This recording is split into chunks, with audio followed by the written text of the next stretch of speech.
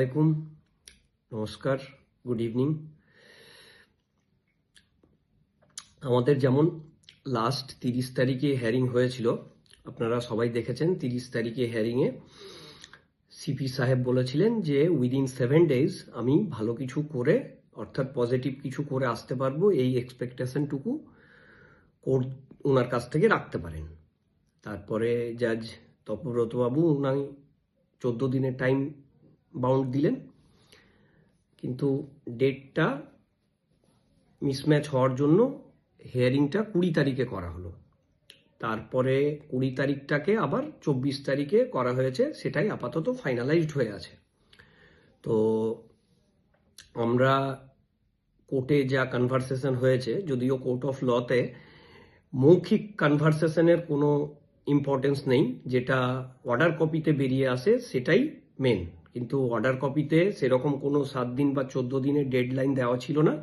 কিন্তু আমরা জানি তপব্রত বাবু 14 দিনের কথা বলেছেন, যে 14 দিনের মধ্যে এই 1241 বা 42 যাই বলুন, এনাদের অ্যাকোমোডেট করে, অর্থাৎ অর্ডারটাকে কমপ্লাই করে কোর্টে সাবমিট করতে, এভিডেভিট বা রিপোর্ট যাই বলুন। যাকে তো এই মর্মে আজকে হলো 9 তারিখ। সিপি সাহেব যে ডেটটা দিয়েছিলেন 7 দিন, সেই ডেটটা অলমোস্ট কেন, ওটা তো কভার হয়েই গেছে।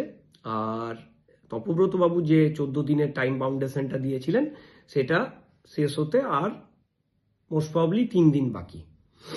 যাই হোক, তো এখন এই 14 দিনের মধ্যে ওনারা কিছু করছেন কি করছেন না সেটা দেখার জন্য আমরা ওয়েট করছি। আর যেমনটা আপনাদের জানিয়েছি যে সিপি অফিসে আন্দোলনের জন্য একটা আমরা অ্যাপ্লিকেশন দিয়ে এসেছিলাম, সেই মর্মে আজকে আমার কাছে ফোন এসেছিল। তো ওয়েডনেসডে আমি ফিজিক্যালি ওখানে যাব, আমাকে ডাকা হয়েছে কিছু কথা বলার জন্য এই আন্দোলনের পারমিশন রিলেটেড। তো সামনে উচ্চ মাধ্যমিক পরীক্ষা আছে, এই কথাটা বলেছেন। তো কিছু হয়তো বাউন্ডেশন বা কিছু হয়তো বলবেন ওনারা যে হ্যাঁ এই প্রসিডিওর মেনটেন করে আন্দোলনটা করতে হবে, কিন্তু আশা করি আন্দোলনের পারমিশনটা পেয়ে যাব আমরা। আর আজকে হলো 9 তারিখ, 14 দিন দেখে নেওয়ার পরে যেহেতু টাইমটা ফিক্সড করেছিলাম, তো 13 তারিখে শিবরাত্রি পড়ছে, 14, 15 শনিবার আর রবিবার পড়ছে বলে 16, 17, 18 এই 3টা ডেট আমরা দিয়েছিলাম, যে এই 3টা ডেটের মধ্যে যে কোনো একটা ডেট আমাদের দেওয়া হোক, তাহলে আমরা সেই মতো এসএসসি অফিস অভিযান করব। যেটা আমি অলওয়েজ বলে থাকি যে ডেমোক্রেটিক ওয়েতেই আমরা চলবো, আমরা সেই ডেমোক্রেটিক পদ্ধতি অবলম্বন করে আন্দোলনটা করব। জানি না কতটা ফ্রুটফুল হবে, কেন যে ইনাদের যে অ্যাক্টিভিটি, তাতে আমি যেটুকুনি দেখলাম এখন পর্যন্ত আমাদের এই 1242কে অ্যাকোমোডেট করতে সরকার তথা এসএসসির কোনো রকমের প্রবলেম নেই, টেকনিক্যাল কোনো প্রবলেম নেই। যেমন পার্থসারথী বাবু ক্লিয়ারলি বলে দিয়েছেন যে দুটো ওয়ে আউট আছে। আর আমাকে পার্সোনালি চেয়ারম্যান সাহেব বলেছিলেন লাস্ট ডেটে যে রাসেল 850 থেকে 900 মতো ভ্যাকেন্সি আছে বিকাশ ভবনে, এখনো আমাদের কাছে আসেনি বলে আমরা এক্স্যাক্ট ডেটাটা বলতে পারছি না তোমাদের। তো যদি 850 থেকে 900 ধরে নেওয়া হয়, আর যা নন জয়েনিং এসছে, সব মিলিয়ে 950 মতো ভ্যাকেন্সি ইজিলি বিকাশ ভবন চাইলে আজকেই প্রোভাইড করে দিতে পারে। কিন্তু ওনারা কেন করছেন না, এই কোশ্চিনটা আমাকে অনেকেই করছে। তা আমি কি করে জানবো এই ব্যাপারটা যে ওনারা কেন প্রোভাইড করছেন না? আমার তো মনে হয় যে টেকনিক্যাল কোনো বাধা নেই, কোর্টের প্রোটেকশনও সরকারকে দেওয়া রয়েছে তথা এসএসসিকে দেওয়া রয়েছে, যে আপনারা করুন, এই প্রসিডিওর পালন করে আপনারা ইজিলি এটাকে অ্যাকোমোডেট করতে পারেন। ইভেন সিপি সাহেবও এগ্রি করে গেছিলেন লাস্ট হিয়ারিংয়ে যে হ্যাঁ এটা করা যাবে। তো 14 দিন হতে আর 3-4 দিন বাকি রয়েছে, আমরা দেখে নিই যে ওনারা কি করছেন, আদৌ করছেন কি করছেন না, বা অন্তত একটা নোটিশ দিচ্ছেন কি দিচ্ছেন না, সেটা দেখে নেওয়ার পরে যদি এই 3-4 দিনের মধ্যে একটা নোটিশ চলে আসে, ভেরি গুড। আদারওয়াইজ 16, 17, 18 এই 3টে ডেটের মধ্যে যে ডেটটা আমরা পাবো, সেই ডেটে আমরা আন্দোলনের জন্য এসএসসি অফিস অভিযান করব। অনেকে বিকাশ ভবনের কথা বলে যে বিকাশ ভবন অভিযান, যেমন লাস্ট টাইম আমরা বিকাশ ভবন অভিযান করেছিলাম সুশান্তদের কথা মতো। কিন্তু ব্যক্তিগতভাবে যদি আমাকে কেউ জিজ্ঞেস করে যে আপনি কোনটাকে সেন্টার করে আন্দোলন করতে চান, তাহলে আমি বলবো আমি এসএসসি অফিসকে কেন্দ্র করে আন্দোলনটা করতে চাই। কারণ বিকাশ ভবনের সাথে আমার কোনো লেনাদেনা নেই। বিকাশ ভবনের সাথে এসএসসির লেনাদেনা থাকতে পারে, কিন্তু আমি as a candidate, as a petitioner আমি কন্টেম্পটা করেছি এগেনস্ট চেয়ারম্যান তথা কমিশনের এগেনস্টে। আমি বিকাশ ভবনের সাথে আমার কোনো রিলেশন নেই। বিকাশ ভবন ভ্যাকেন্সি পাঠাচ্ছে কি পাঠাচ্ছে না সেটার মাথা ব্যথা থাকবে চেয়ারম্যানের, আমার না, বা আমাদের বাকি 1242-এর না। চেয়ারম্যানের এগেনস্টে আমরা কন্টেম্প্ট করেছি। চেয়ারম্যান সাহেব কি করে সিটগুলো অ্যারেঞ্জ করবেন বা ওখান থেকে ভ্যাকেন্সিগুলো কালেক্ট করবেন সেটা ওনার দায়িত্ব, সেটাতে আমাদের কোনো মাথা ব্যথার কারণ নেই। আমরা চেয়ারম্যান স্যারের কাছেই যাব, আমরা এসএসসি অফিসেই আন্দোলন করব, ওখান থেকে একটা সদুত্তর নিয়ে আমরা এবারে আসব। প্রত্যেকবার আমরা যাই, আমাদেরকে ললিপপ দেওয়া হয়, তো ললিপপ খেয়ে খেয়ে আমরা বিরক্ত হয়ে গেছি। এবার ক্লিয়ার একটা ডেডলাইন বা ডেট ওনার কাছ থেকে আমরা চাইব। ওখান থেকে 200-300 মিটার দূরে বিকাশ ভবন আছে। চেয়ারম্যান স্যার চাইলে তক্ষুনি গাড়ি নিয়ে গিয়ে উইদিন 5 মিনিটস সিটগুলো নিয়ে চলে আসতে পারবেন, বা একটা ডেটও ওনাদের থেকে নিয়ে আসতে পারবেন যে এই ডেটে আমরা নোটিশ দিতে পারবো। তো আমি পুরোপুরি ডিপেন্ডেন্ট বলুন বা আমি জবাবদিহি বলুন, পুরোটাই আমার এসএসসির কাছে তথা আমাদের চেয়ারম্যান স্যারের কাছ থেকে। আমি বিকাশ ভবন নিয়ে বিন্দুমাত্র বিচলিত না, বিকাশ ভবন নিয়ে বিন্দুমাত্র আমার মাথা ব্যথা নেই। আর এটার ক্লিয়ার লজিকও আপনাদের আমি দিলাম যে আমরা সবাই যে কজন কন্টেম্প্ট করেছি 300-350 জন, সবাই এগেনস্ট চেয়ারম্যান তথা কমিশনের বিরুদ্ধে। তা আমাদেরকে কৈফিয়ত দেওয়া বা আমাদের কৈফিয়ত নেওয়াটা চেয়ারম্যানের কাছ থেকেই জাস্টিফাইড হয়। বিকাশ ভবন কি করছে না করছে সেটা চেয়ারম্যানের দায়িত্ব। তো যেমনটা আপনাদের বললাম 16, 17, 18 এই 3টা ডেটের মধ্যে একটা ডেটে আমরা আন্দোলনের জন্য যাব। আর আমি কালকে রাত্রে কলকাতা যাচ্ছি, বুধবার দিন আমি সিপি অফিসে যাব, ওখান থেকে একটা ডেটও পেয়ে যাব হোপফুলি, সেটা আপনাদের সাথে সাথে আমি জানিয়ে দেব। সেই মতো আপনারা মেন্টাল প্রিপারেশন রাখুন। আর কাউকে আমি ফোর্স করে বা রিকোয়েস্ট করে বলবো না যে আপনারা আসুন। আপনাদের যদি এই চাকরিটাই মনে হয় যে না এটাই আমার লাস্ট অপশন, আমার কাছে আর অন্য কোনো বিকল্প নেই, তাহলে আপনারা আসুন।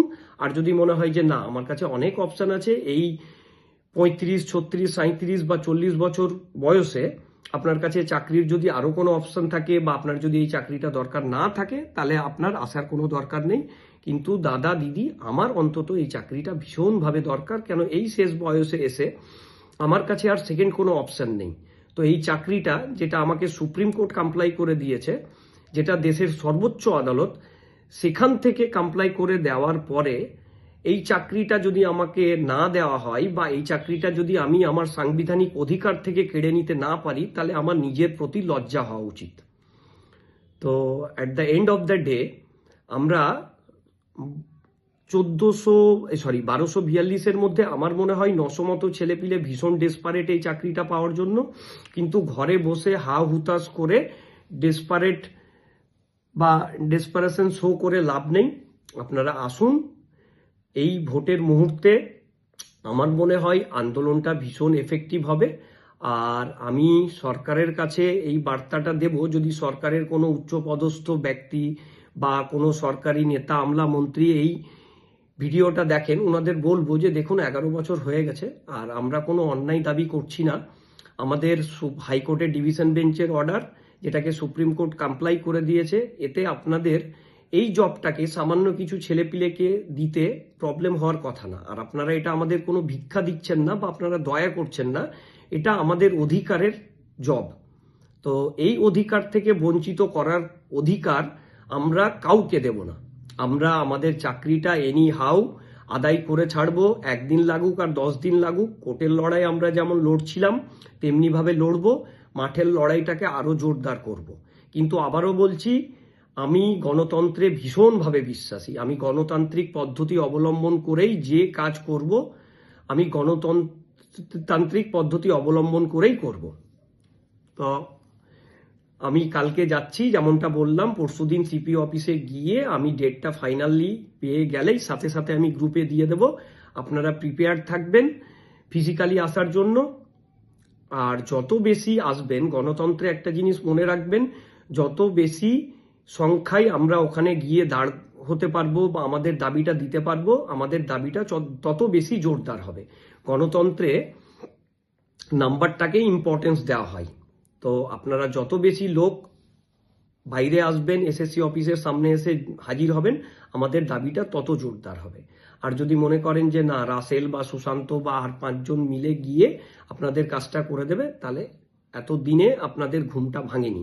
ঘুমটা ভাঙান, দয়া করে এই শেষ মুহূর্তে এসে প্লিজ আসুন, মাঠে নামুন। আদারওয়াইজ অন্য কারো ভরসায় থেকে এই জবটা, আমি আজও বলছি, জবটা সরকার তথা কমিশন আমাদের দিতে বাধ্য, কিন্তু এটাকে কবে নিয়ে গিয়ে এরা শেষ করবে তার কোনো ক্যালকুলেশন বা ডেডলাইন আমার কাছে অন্তত নেই।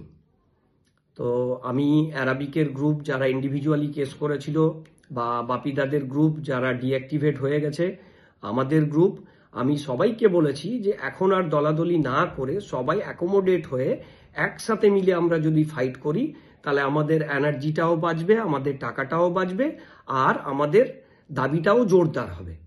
তো আমি আপনাদেরকে বলবো যে সবাই সমবেত হয়ে আসুন।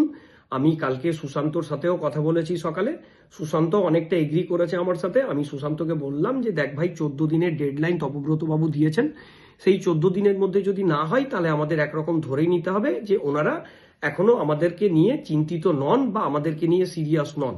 তো ওনাদের চিন্তিত করা বা সিরিয়াস করা, সেটা আমাদের রেসপন্সিবিলিটি, আর সেই রেসপন্সিবিলিটিটা আমাদেরকে সবাই মিলে পালন করতে হবে।